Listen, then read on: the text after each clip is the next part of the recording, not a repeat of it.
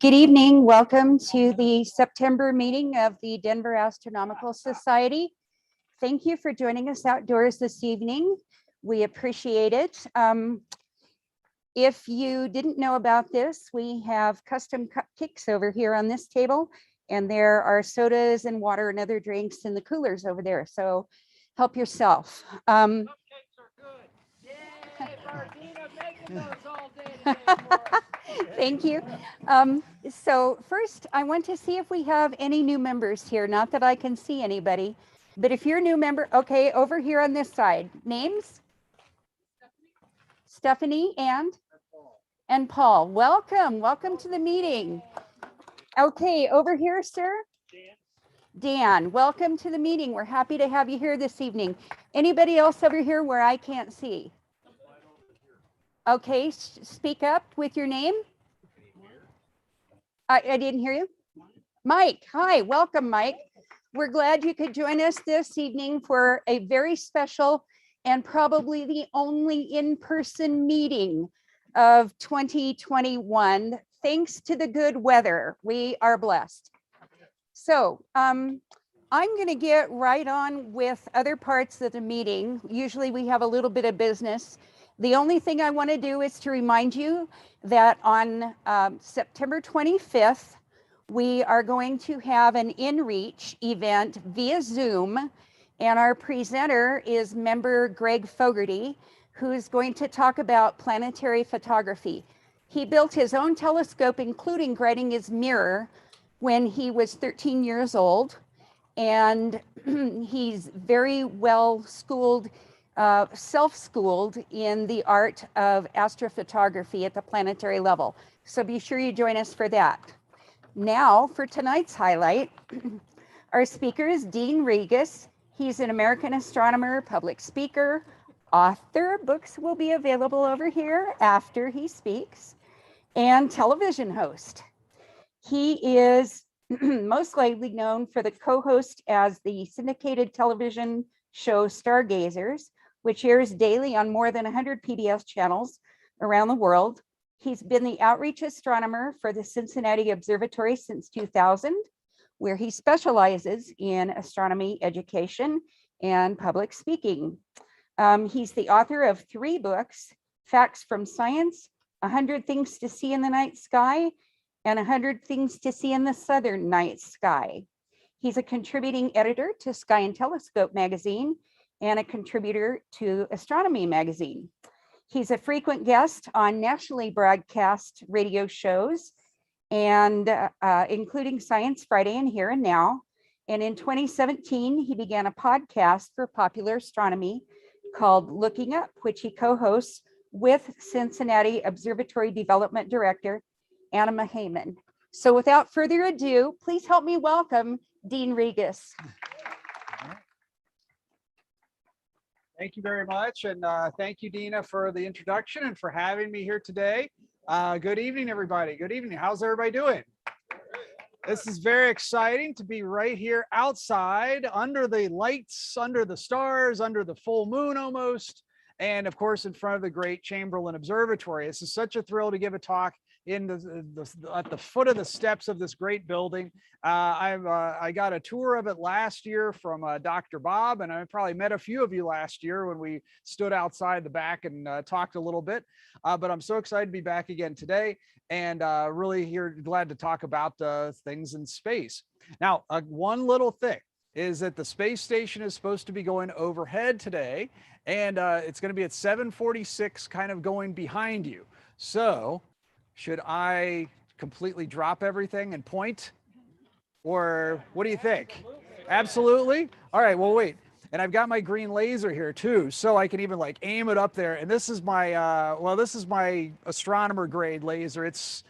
I mean, I got it on the internet, so it's legal, right? I mean, it's all right. Let me turn it on and see what you think. If we go, wait, I guess we should use sound effects with this, right? Oh, it's not that bright. Oh, I got this bright light in front of me. Hold on, I'm gonna come back here for just a second. I'm gonna trip on something, but okay, there we go. There we go. That's a little bit bright. All right, so we'll try to aim that up there. And if nothing else, I always like just like pointing and then yelling really fast. So I would just say, look, like that. Is that all right, everybody? I won't scare you. Now, of course, I also might get totally wrapped up into talking and I might forget. So if it's 7:46 and somebody sees something over there behind you, moving from right to left, definitely just yell. That'd be fine. That'd be fine. I'm here from the Cincinnati Observatory. This is our little humble observatory in Cincinnati, Ohio. And we have a lot of historic telescopes there. This is where we have one of the oldest telescopes in the United States in this observatory. And this telescope has been around, well, since 1845. That's when it saw first light. Here's a picture of it.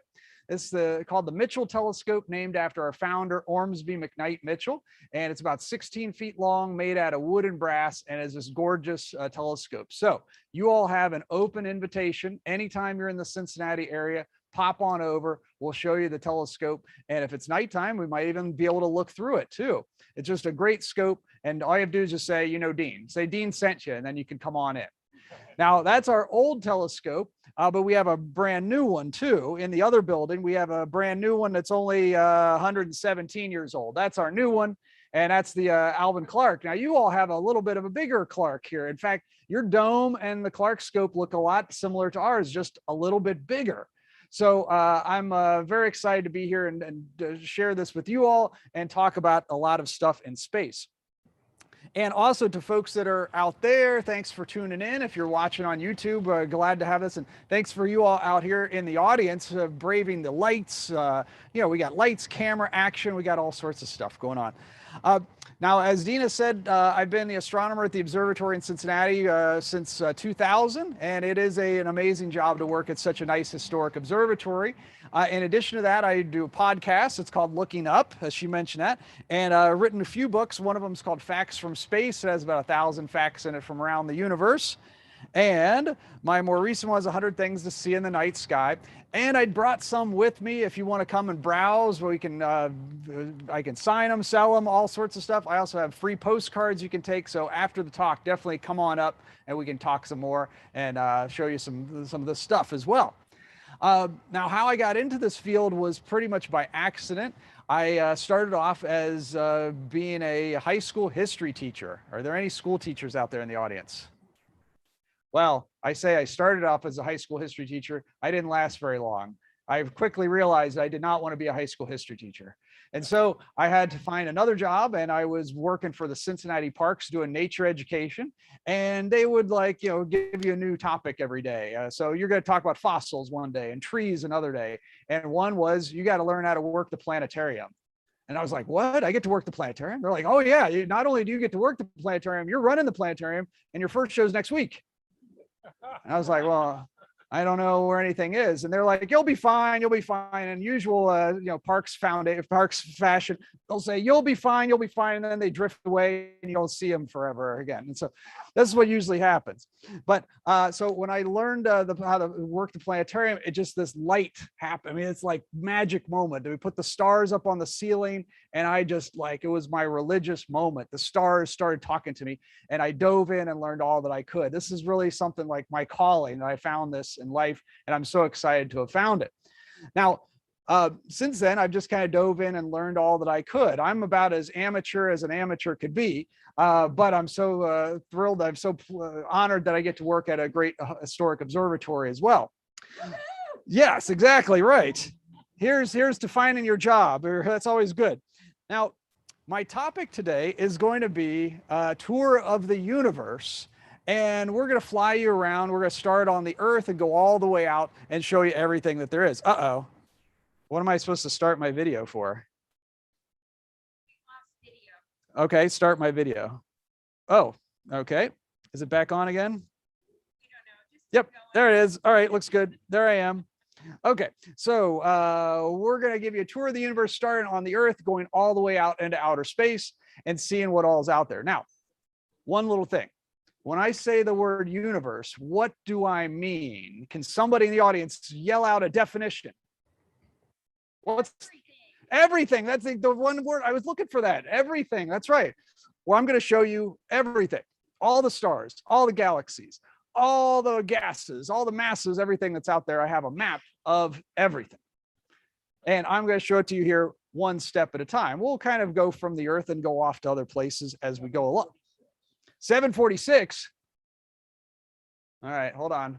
I'm looking. Anybody see something over there moving right to left that's not blinking? That's a plane over there, so that's not it. It's southwest, right? I think,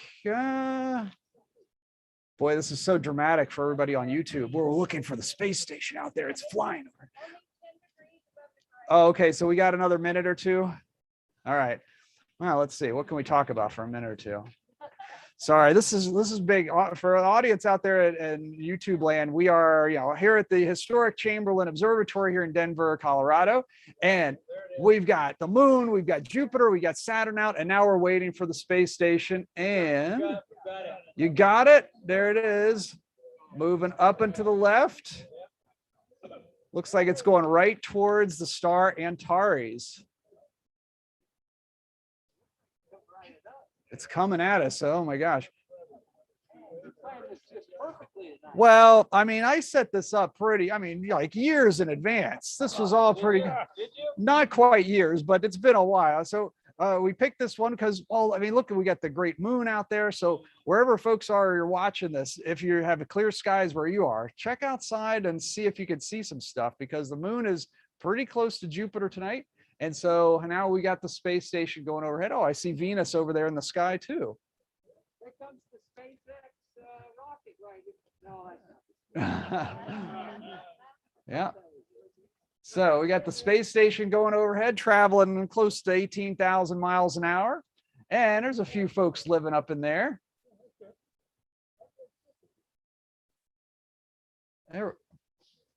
Oh, wait, now I'm confused. Now there's another thing. It's the higher one, right? Not the lower one. Yeah, the lower one's a plane. Oh man, because there's like planes coming all through here. that's pretty impressive too. That is a pretty impressive plane. Oh my gosh. That's the Lark's one arrival to DIA. Oh yeah. So when you see the space station overhead, it just looks like a little bright dot.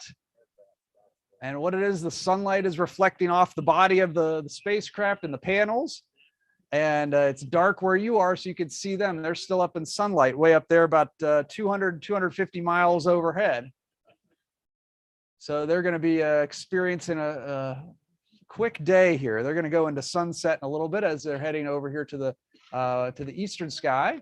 But it is a really bright pass. And I don't know, can we see it in there, Jorge? All right, excellent. So people are watching this. And so this is, when you look for this at home, you will look for something that's traveling from horizon to horizon. It takes about 5 minutes to go from horizon to horizon. And you want to make sure it's not blinking. If it's blinking, it's a plane. If it shines a beam onto you, you're about to be abducted. So that's the only, and if it goes really fast, then it's a meteor. So those are the three main things: space station, plane, abduction, meteor. That's about it. So what orbit is this? This is, I guess this is low Earth orbit. They're, in the 250 mile range up or so. So they're not that far away really, but as they circle around the Earth, takes about 90 minutes to go around once. So they'll be back again in 90 minutes. The only problem is it'll be dark where they are. So we won't be able to see them on the next pass as they go by. So it is bright. Now, let me test everybody's eyesight out there. Can anybody detect the shape? I have had some eagle eye people that it can actually detect the shape naked eye. Yeah, the plane, I can definitely see the wings on the plane there going by too. Whoa, that plane's going faster than the space station. Yeah.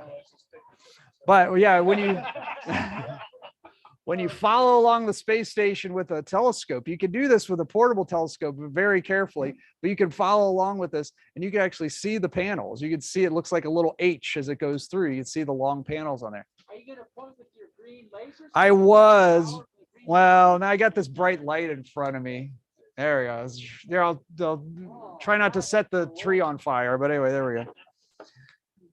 So, well, for the YouTube audience at home, this is what's called a distraction. Like the whole crowd now, I've totally lost the entire crowd.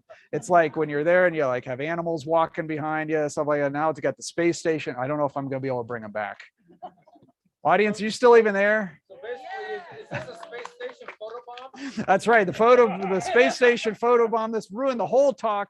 It's all over. I don't know. Well, so let's see. For folks out in the audience, let the YouTube audience know you're there. Give us a big cheer. Are you still out there? All right, there we go. Okay. Well, now I got to remember where I am. Where was I? Oh, the tour of the universe. There we go. There we go. Back to that. And so we're going to show you a picture of everything. And we'll make a few stops along the way. Now, the program that I'm going to use that'll help me out with this is a program called Mitaka. And maybe some of you have seen this program in use before. It's spelled M-I-T-A-K-A, and it's free, open to the public, free and downloadable. The only thing is it only works on PCs. But I'll show you how it works. So we're going to start on the Earth, and then we're going to fly off of the Earth at great speed. So hold on to your seats. Here we go. And as we launch off of the Earth, we come back around to see our entire planet. And we come up above Japan because it's a Japanese program. So there's our whole planet there. And we can look at different parts of the Earth. I can just click and drag, and we can look at different parts of the Earth there. And so we could see there is Asia and Africa and Europe. And when you're pointing at the sun, it's daytime. When you're not pointing at the sun, it's nighttime. And so we'll come around here, and then we could show the sun there, make a little eclipse. And there we go. So it's pretty powerful. I mean, this is a program called Mitaka, and so you can fly anywhere and go anytime. So I can even move my time forward, and so I can make the Earth spin. There it goes. So we spin once every day, and we make that big journey around here as we spin once a day here. Can you share your screen? Share my screen. I think so. Let's see. Nope. 1 second. Okay, hold on a second. We're gonna share screen because I think everybody at home can't even see what I'm doing. They just like looking at me like pressing buttons, I think. Maybe. Well, we could always point the camera at the screen. Yep. I guess that'd be an option too. All right, anyway, we're working out the bugs here. All right, now we got 2 distractions. All right, anybody know any astronomy jokes? How does the moon cut his hair? Eclipse it. Yeah. Oh, it's good. It's good. What kind of stars wear sunglasses? What kind of stars wear sunglasses, they say? Movie stars. Movie stars. Ooh, that's pretty good. Party for Saturn. How do you throw a party for Saturn? You planet. Oh man, that's older than, oh my gosh, that's older than Uranus jokes. That's really bad. That's a bad one. Okay, share screen. Here we go. Let's see. Share screen. Let's see. There we go. Aha. How's that look? Move that over there. Move this there. Okay. How about that? Can people in YouTube land see that? Well, anyway, not yet. All right. Well, then we need another joke. Let's see. If we're good. Oh, okay, good. I don't get to tell the last joke then. All right, we'll save it. We'll save it for later. We'll call that a cliffhanger. Here we go. We'll save it for later. Anyway, yeah. Oh, there'll be another distraction. Don't worry. I'm sure we'll have another distraction. All right. So here we are. We're looking at the Earth here, and we got our time moving forwards and backwards like that and that. But we want to. Hold on a second. This might not work completely. Hold on. We got. I can't get to. Oh, I guess I can. Okay, hold on. I just have to adjust the resolution here on this thing. Okay, it's still there. All right, here we go. So we're going to back up some more. And as we leave the Earth behind, we'll go up to the North Pole. What the heck? And we'll leave the Earth behind. And what's going to be the first thing we're going to see? Audience? Moon. The moon. That's right. So the moon is the closest thing to us most of the time. And there's the Earth and moon distance. There they are. So the Earth is that little dot there, and then the moon is even smaller dot right there. There's our scale distance between the two objects, which is surprising to a lot of people. When I first did this, I thought the moon might be like right there. But no, it's 240,000 miles away. a 3-day rocket journey for Neil Armstrong and Buzz Aldrin and Michael Collins. And the moon is moving around us, so I can move our time forward a little faster and watch the moon revolve around the Earth. There we go. And so there's the moon revolving around the Earth. Let's zoom in a little bit more. We can see the Earth spinning too at the same time. Look at it go. And I know everybody in the audience knows this, but how long does it take for the moon to go around the Earth? 30-ish days, I hear. 29-ish days. The correct answer is it takes 1 month. Yes. Oh, groans.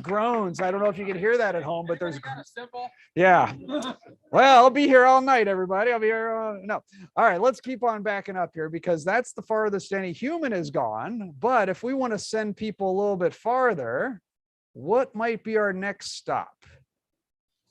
So let's zoom us back up, and the moon's orbit disappears. Now we're starting to see the Earth's orbit, and we'll see 2 other orbits. We've got Venus there, Mars up here, Mercury there, Sun there. And I'm going to center on the Sun now. And as we center on the Sun, now we can see our 4 inner planets, Mercury, Venus, Earth, Mars. Let's get them moving. We'll go forward 1 day at a time. And here they go. So as we watch our planets go around the Sun, audience, what do you observe? Well, we got a lot of asteroids, that's for sure. Well, look, all the planets are going around the Sun the same direction. That's interesting. They're all going counterclockwise. We got north at the top, so that's counterclockwise. And then they don't go the same speed. The closer your planet is, the faster it goes. So Mercury takes only 88 days, Earth 365. Mars 687. So the farther out you are, the slower you go. And that means Jupiter is going to be going real slowly. But let's go back on in because I heard people saying well, we should go to Mars. How come nobody ever says let's go to Venus? Because it's too hot. Oh, well, yeah, I mean, 900 degrees. That's a little hot. That's true. Now, Mars isn't the most pleasant place. There's not the 1% atmosphere of Earth. It's pretty darn cold. And you can only get to it at certain times. You want to get in configurations where you can fly with the Earth's velocity here towards Mars and then run into it. And it takes you about 7 months to get there. So that's why we haven't done it before. It takes a long time. And then once you get there, you can't just come back home because where's the Earth going to be in 7 months? The other side of the sun. On the other side. And you can't just fly back because then you have to go through the sun and then you die. But so that means you have to wait on Mars 1 whole year until Earth comes back around. And so that's why it would take you over 2 years to go to Mars and back. I think we should do it. I think it'd be a lot of fun. I think it'd be exciting for somebody else to do it, but for us to watch. Don't you think that'd be fun to watch? Well, let's back up some more. And then we can see between Mars and Jupiter, we've got the asteroid belt. At least that's where the bulk of the asteroids are. And they all go around the sun like this. Now we've been looking at this from the top down, but if we can look at it from the side here, and we can see that all the planets are in the same plane. There they are. So they're all about lined up in that nice plane there. And so, of course, there's one thing going diagonally with Pluto there, but I don't know. Should we even talk about Pluto? Yeah. Well, anyway, we'll bring it out here. But I haven't gotten the latest count on asteroids, but I believe it's in the 700,000s. They found 700,000 plus asteroids in the solar system, all going around the sun. Most of them between Mars and Jupiter, but some of them closer, some of them farther. Well, let's back up some more. We'll get to Saturn, and we'll just do a little zoom in on Saturn because maybe we'll actually look at Saturn in a telescope later on tonight. And as we zoom in, we can see it's 80 moons, the inner moons, and then, of course, the rings themselves. And there they are. And what a sight to see. And so this is a good Saturn season for folks at home. If you haven't seen Saturn in a telescope, make it your point to come see it. And so Saturn is just one of those amazing pictures, amazing planets to see. And I don't know, you all probably have done this too here, is that when you show people Saturn, do you ever hear them say, what, that looks like a sticker? That's what everybody says. They say it looks like a sticker. I don't know. You ever hear anybody say that? Well, yeah, it looks fake. I'm like, yeah, I just put a sticker on the end of our priceless telescope just for you. That's what I did. No, it's the real thing. That's what makes it so cool. So let's back up some more and we get out to the outer planets, Uranus and Neptune, and then Pluto. Now, I know everybody here is a pretty civilized and savvy group, and you all know that Pluto's not a planet, right? No. And you all are in favor of that, right? No. That's right. They all said yes. They all are glad. Now, no, I understand. People are still upset about Pluto and Pluto's so-called demotion. And I would agree. I thought when they demoted Pluto, I was really against it. I thought this is ridiculous. They can't just kick planets out like this. But I talked to one guy that convinced me, a guy named Mike Brown. He came to Cincinnati, gave a talk, and he is the guy that discovered lots of other things out here. And you can see a bunch of these other things that are out there. All these other little dots are going around the sun too. In fact, I need to move my time forward a little faster. We'll go 1 year at a time, and we'll show all the things going around the sun. And so Mike basically said, well, you know, Dean, if Pluto's a planet, then I would be the greatest planet discoverer in history. Eris would be a planet. Maki Maki would be a planet. Haumea would be a planet. And he said, you know, they're not planets. And if this guy who could like cash in on it says it's not a planet, then I thought that made sense. Plus, there's a precedent. Remember all these asteroids? Those were planets till the 1850s, and they kicked them out of the Planet Club. And you all are still mad about that, aren't you? From 1859, you're like, bring back Ceres, right? Well, what really happened, I think, was, you know, when we were kids, Pluto was a planet because it went around the sun. But now it got a little more complicated. You see how many dots there are going around the sun? We've got 1,400, 2,000 other things we found in the 90s and 2000s. And the astronomers had to make the tough decision, you know, if we're going to keep Pluto a planet, what are we going to do with the 1,400 other things? And some people said, make them all planets. And the argument was, how are the kindergartners going to memorize the 1,400 planets? So they had to kick Pluto out, or just for consistency's sake. And we all know that Pluto has the weirdest orbit of the former planets. It's tilted compared to all the others. It switches places with Neptune. It's made of ice. You can like melt it in a bathtub and turn into water. It's super dinky tiny, and it's only there because Neptune pushed it there. So Neptune, planet, definitely. Pluto, no. So I call Pluto and Pluto's friends Plutoids. I think that's cute, and at least gives him well, it makes Pluto feel at least a little bit better. But if you like Pluto because it was weird, it is not that weird. There's a new weirdo. Well, newer. Sedna out here. This was discovered about 15 years ago by Mike Brown. It has an orbit, takes it out almost 1,000 times farther away from the sun than we are. And to see it moving, we have to go forward in time 100 years at a time. And here it goes. Slow when it's far away, fast when it's close. Zip, there we go. Takes almost 12,000 years to go around the sun once. So Sedna is the new Pluto. There could be other things out there that this is just like the first step, and maybe we'll find lots of other objects out where Sedna is. And in fact, Mike Brown and others are looking for other objects. In fact, that mysterious planet 9 that nobody seems to be able to find that's out here maybe still lurking.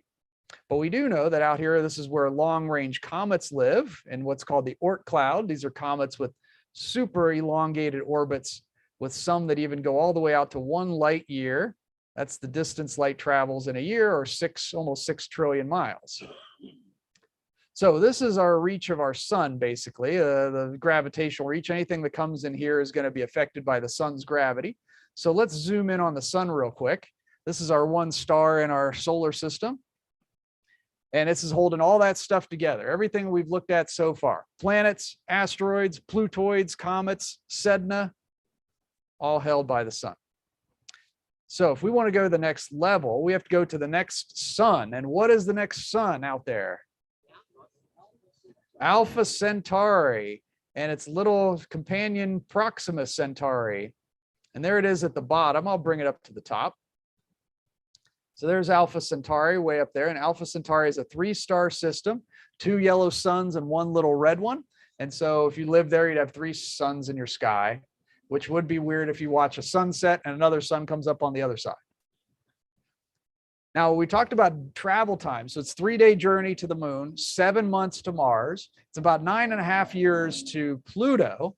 And if you wanted to fly to Alpha Centauri with the fastest spacecraft we've ever made, going about 50,000 miles an hour, it would take you only 70,000 years to get there. Yeah. One of my best reactions I got to that statement was a kid said, "I'd be dead." Yeah, you would be dead. That's true. That is good. I'm glad you're paying attention. Yes. So that's our closest star to it, 70,000 years. Now, of course, I guess we could like speed up and maybe we go like twice as fast or something like that. It's still, making that jump is going to be a big deal. These other stars are much farther away. So we got these stars out here like Vega, Altair, Fomalhaut, Arcturus, Regulus, Pollux. And then we get out to 100 light years. And these are all the stars around us. We got to think in 3 dimensions. They're all around us in every direction. We'll back up some more and we can see the Hyades, Canopus, Spica. There's Pleiades, Betelgeuse, Rigel, Polaris, Albireo, some of our favorites that we like to look at. And one of the farthest stars out there that you're going to see is Deneb out there. That's one of the stars in the summer triangle. Should be straight overhead up there somewhere. And that's one of the farthest stars. Estimates range between 1,500 light years and 3,200 light years away. So we don't even know how far away it is. It's just way out there. And so that's one of the farthest stars out that we can see with the naked eye. But this is nothing, right? Oh, wait, hold on a second. Are you guys in the audience? How's everybody feeling? Everybody feeling good? Everybody feeling mighty and important and very big and large and, yes. Well, we got to go to another level. And I think you're going to know what's next, right? When I back up, we're going to see all these stars we see are just one tiny part of one arm of our Milky Way galaxy. So all those stars we see at night without a telescope, they're just pretty much most of them are in this circle. But this is the whole galaxy of the Milky Way. And so our star is the sun here on the edge of the galaxy. We're not even in the center, which is probably a good thing. But this is our flattened pinwheel of 300 billion stars, the sun being one of them out there on the edge. Now, in the middle of this galaxy, the stars are jam-packed a lot more closely together than they are along the edges. And there's something in there. When we delve into the heart of our galaxy, we find a deep, dark, mysterious object of incredible density, the mass of 4 million suns. Anything that gets in its way gets swallowed up and it warps the space and time around it. It is the black hole in the center of the galaxy. And there it is, known as Sagittarius A Star. Look, it even warps the lines on the program. Whoa. And if you get it just right, you get double images of stars. Whoa, cool. And if you look even closer, you see Matthew McConaughey in there too, but that's something else. But now, so this is, I never got the ending of that. I don't know. Anyway, no, I'm not going to go on that tangent of that movie. Anyway, so this is the black hole in the center of our galaxy. Now, you probably have seen that picture of the black hole they got about, I guess, going on 2 years ago. They got a black hole. That was at a galaxy far, far away, galaxy M87. So they have yet to get an actual photo of our galaxy in the center. That's just because, or black hole, because there's just too much stuff around it. And that black hole in M87 makes ours look dinky. So we'll leave this behind and go back out here into space. And it's going to get real bright here real fast. So get ready as we go through all the thick part of our galaxy and all the stars jam-packed together. Here we go.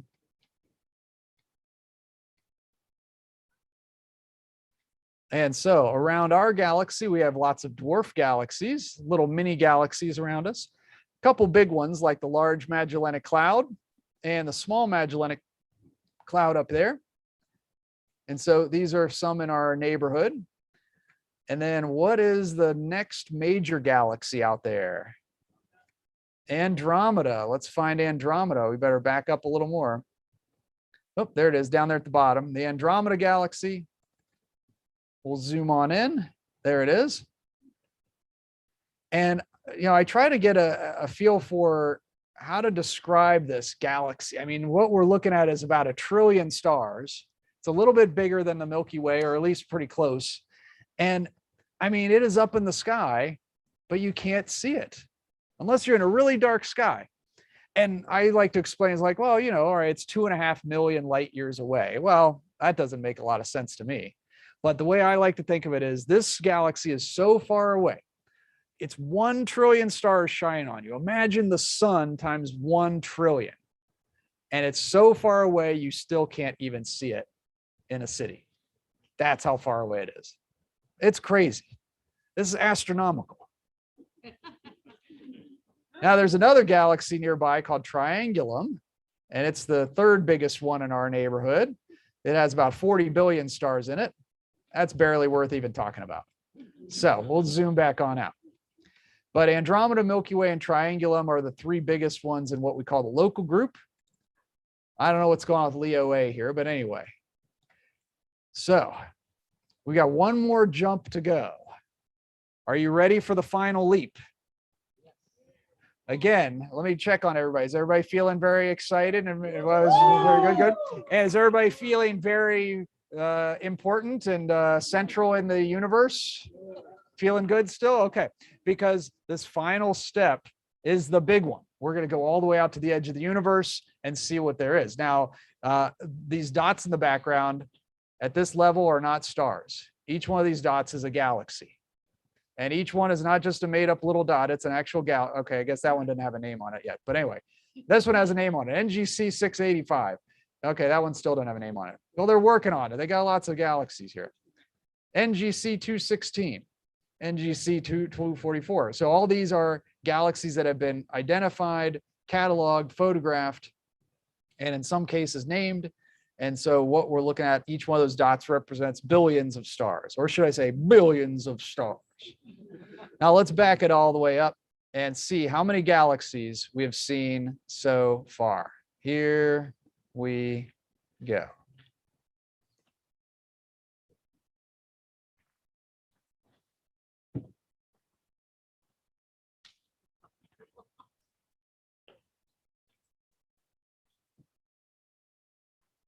And that's the whole universe. Wow. Well, you're right. This is the universe we know. I mean, I'm not going to show you stuff we haven't seen. This is all the stuff we've seen so far. Now, and there's lots of holes in this too. If I zoom back on in here, we'll get actually a little structure to all these galaxies. Look at it, looks like a butterfly.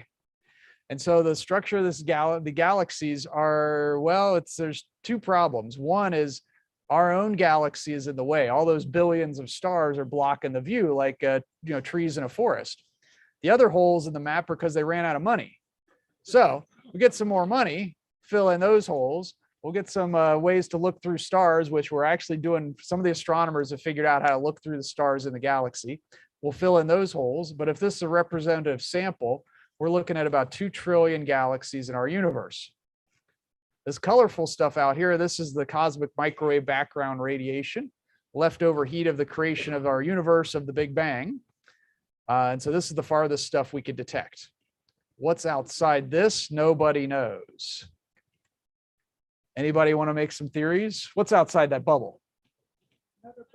Another bubble, right? That makes sense. I mean, that's the thing, is this is our universe. There could be multiple universes. There could be infinite number of universes out there, but we haven't seen any. So I'm only showing you the one.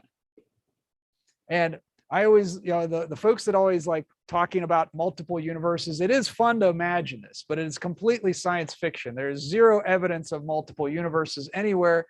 But they always like to kind of give people ideas of things. So imagine other universes. And I will give you one to think of, is that if there were infinite universes, there may be one where you are watching a presentation by me showing you the same exact thing, except in that one, you're really interested. Yeah, that's what I think. Anyway, I always like to talk to the people that have the multiverse theory. I'm like, so we're, they spin these yarns, but then and then I'm like, well, can you prove anything? They're like, no, we can't prove anything. I was like, oh, okay. So plus I have another thing, because remember our definition of the universe, what was our definition? Everything. So if we ever find another universe, it's our universe. Well, anyway. So this is the edge of the universe. And so it's a little cold out here. So I think let's fly you back home real fast. I'm going to target the Earth. Let's see. Hold on. Earth. There we go.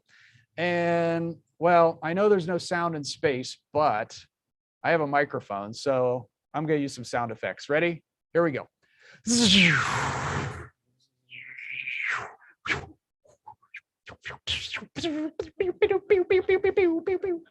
And back to the Earth and the moon. Oh, thank you very much. Thank you very much. This crowd is easily impressed by sound effects. And I did go a little late in my talk. I do apologize, Dina. I went a little over. It's January 24th, 28,362. Sorry about that, everybody. Oh, yeah, you'd be dead. That's right. That's right. Exactly. Yeah. Earth's still there. That's good. Yeah. I know. So now I like showing this program for a wide variety of reasons. That's for sure. I mean, number one, it's just so cool. It's really hard to picture infinity, and even this is failing in some regards, because number one, well, all right, since you want me to do it again, I'll do it again. Let's go back out.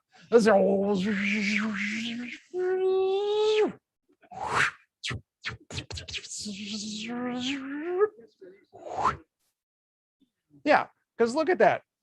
Look where we are. In the center. That's great. Well, that's probably, I don't know. I mean, if the universe is infinite, then everybody's in the center. If the universe is finite, then this isn't right. There's all sorts of deep thoughts about this stuff. And anybody that can picture the universe, I don't know anybody that can do that. This is just our best map. And every day we add more to this map. Every day we're figuring this out more and more. And so every day we find new asteroids. I mean, literally every day they're finding new asteroids. Every week we're finding new stars. Every month we're finding new galaxies, and we add them to the map. And so this is our great journey through all this. And I think that's pretty cool for teeny tiny little creatures living on a little thing in the center of the universe. That's pretty good. And to be part of that journey, being an astronomer with this is just such a joy. And so thank you, everybody, for tuning in for our journey to the universe and the edge of the universe. And wow, thanks for having me here. It's such a great place. I love the Chamberlain Observatory. I love being here in Denver with you all. Thanks so much.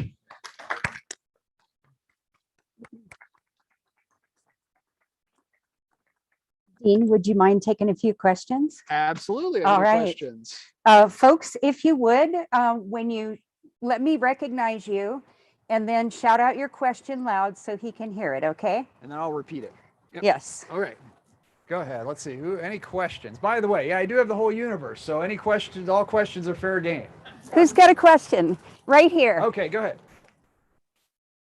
Dean, when you spoke with Mike Brown, did he talk with you about the Apophis asteroid that is en route to destroy our planet? And do you have a prediction of what date that will occur so we can make plans accordingly? Okay, question is, yeah, do I know when the Apophis asteroid is going to strike the Earth? And did Mike Brown give me any insight into it? He looks at stuff farther away, so he's not even concerned about the Apophis. So I didn't hear him talk about that too much. That one is, I think it's been downgraded to a 1 in a gajillion chance of hitting us. And I think it's, the reason why we're finding all those asteroids, by the way, is because that's what we're looking for. The astronomers are on this global defense kick because they want to look for any asteroids coming at us. And so far, we haven't found any. So there's none that are en route. And obviously, it's I don't have any inside information about anything happening soon. Although I guess I would like to be here at the end of the world. Maybe is that no. So if you don't get a hold of me for a while, if you don't see me and I'm on an island in Fiji or something like that, then you know it's coming. But no, I don't have any inside info. I feel pretty good that we're not going to get struck in the near future. Very good. Anybody else? Okay, over here, Digby. First of all, that's a great presentation. Very, very good. Thank you. Thank you. According to current theory, what the shape of everything is. Oh, the question is, what is the shape of everything? Well, it is a tough one to say exactly. Hold on, let me go back to my picture here. So now you got me on this one, is that this picture is, this wouldn't be like God's view of the universe. This is what our view is from the inside. And so everything looks like it's this distance away from us, but it's all relative. So when you say like the radius of the universe is 13.8 billion light years, well, that's what it looks like to us in here. That's not what it's really like, because everything's expanding. So all that stuff is actually in a different place. And well, are you all up for some deep thoughts? Okay, all right. I'm going to lay this out, but when I know that you got it, I'm going to hear the whoa. But just make sure you time it right, that the whoa happens at the right time. Are you ready for the whoa? Okay.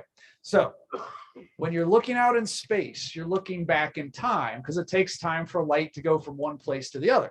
So like when we look at the moon, that moonlight took about a second and a little over a second to get to us. So that's where the moon was a second ago. Jupiter, that's where Jupiter was a few hours ago. The sun is 8 minutes old. The stars are years old. And when we look at galaxies that are this far away, that's where they were. So there is no real edge to the universe. This is just where they used to be 13 billion years ago. And we can't see outside of this bubble because, well, the evidence is pointing to the age of the universe being about 13.8 billion years old. So you can't see past this because that was before time existed. Whoa. Yeah, whoa, there you go. You got it. So that's why we can't see past this. That's for sure. Okay. But you're right. What's the shape of the universe? Well, there's a different version of this where it's expanded. Right now, the leading theory, I believe, is it has a diameter of 93 billion light years. I think that's the latest figure. And how can that stuff be expanding at that rate? I don't know. The cosmology is not my specialty. I just like repeat what these eggheads say to me. So Give us your best guess. Best guess of what? What the shape is. Oh, I would say, well, I mean, I'm the proponent of an infinite universe. So it has no shape. Okay. It goes that way forever, that way forever, that way forever, that way. So I'm an infinite universe person. The finite universe people kind of do this kind of weird egg-shaped kind of thing, and I don't get why they do that. But again, they're smarter than me, so it's yeah. So Dean, we have a question from a viewer, a live stream on YouTube. Our member Mehmet Unsway wants to know, when are we going to lose the moon? Oh, the question is, when are we going to lose the moon? Yes. So the moon is moving away from us about 1 inch every year. We're just pushing it away, aren't we? There it goes. Now, so at that rate, it's going to start to drift and get farther and farther away. The biggest impact is that it's going to make eclipses a lot tougher to see. And eventually we'll get to a point where we won't have a total solar eclipse anymore because the moon will be so far away from us. But it will not leave our orbit, from what I can tell. There's lots of other things that are going to happen probably before that. In fact, so the moon is tidally locked to us. So we only see that one side of the moon facing us. Eventually, it's going to slow down the Earth's rotation enough, and then we will stop. We'll face the same side of the moon all the time, too. I've also seen it played out with a computer program that the sun will blow up before that happens. So let's not worry about that. How about that? All right. So we're not going to lose the moon before the sun. Yeah, we'll have plenty of other things to worry about when the sun starts expanding. Okay. Yeah. Very good. We have time for one more question. Anybody got a question? Oh, come on. We've got to do better than that. All right, very well. Well, I'll take the mic for a minute, Dean. Oh, did I see Pardon one me? more? Go ahead. Yes, go ahead. So if the Big Bang was a singularity and everything expanded out from there, then how come that horizon of time we were describing doesn't just go back to that single point? Yeah, yeah. The question is, yeah. So with the Big Bang, and then we're looking back in time. Why are we looking back to the point? Yes. Yeah. You are talking sense, and you make complete sense with that question, and I have no possible answer for that. That's an answer. Yes, because because yeah, this idea of infinity, it doesn't. Yeah, why would that be way out there and not a little point? And it's yeah, these are like yeah, the picturing infinity, as I said, is not in our capability. It's not in our wheelhouse, unfortunately. So this map I showed you is our feeble attempt at it. And then it leads the question, well, if we had a Big Bang that started from a singularity, where'd the singularity come from? And this is a totally deep thought in astronomy circles. There's big arguments about, was there something? Also, just to bring that back then, you were discussing here the infinite universe fan, but some folks have a finite view. Isn't this then an argument for a finite view that you can only go back in time a certain amount, and that would be at that point? Yeah. Right? So why this argues against an infinite universe? Yeah, my program argues against it. Yeah, it is because of the very nature of us trying to make a map of it. Also, if it came from a single point, and we say that was 13, 14 billion years ago, and if everything is expanding no faster than the speed of light under Einstein, then it can only be 13 or 14 billion years in radius, not infinite. Yeah, it's the idea of since the universe is only 13.8 billion years old, how is it all the way to 93 billion light years across? The whole fabric of space is expanding. There's also, you know what they also say when you ask questions like that? Dark matter did it. Yeah. And I'm not a big fan of dark matter personally, but that's always a catch-all answer to certain things. So I'll give that answer. Dark matter did it. Oh, hissing out there. Oh my gosh. Wait, there's some dark matter fans or dark matter detractors? All right, yeah, you're right. Either way. I'll hiss it, all of it. Yeah. But well, thank you all so much for having me again here today. Feel free to come on up. We'll hang out, talk some more. And thank you so much. Thank you, Dean. Thank you very much. I just have a few things to say before we officially end the meeting. First of all, an announcement. Due to COVID, we cannot have viewing in the observatory this evening. I know, I'm very sorry, but we don't rule the universe here, DU does. So it's their rule. Having said that, I would like to thank Dr. Robert Stenzel for inviting Dean to come to Denver originally. And I have not seen her, but it's been dark. Jennifer Hoffman, current director of Chamberlain Observatory, who has been very helpful in helping us get this all set up. A few more thank yous. Joe Godwin Austin, who helped me with arranging for the audio visual things and with the setup tonight. Thank you. Joe Godwin Austin and Joe Gafford for bringing the coolers and the ice for your drinks. And Joe Gafford for bringing out, please use the recycling and the garbage receptacles for the things that you enjoyed. There are some leftovers here, and I'm leaving town tomorrow, so please come take home whatever you like. Also, I want to thank Jorge Garcia, who set up all of our technical stuff and made it possible for this to go out live on YouTube, a first for the Denver Astronomical Society. And a big shout out to someone I've known since I was 4 years old, my friend Lynn, who is visiting from Seattle.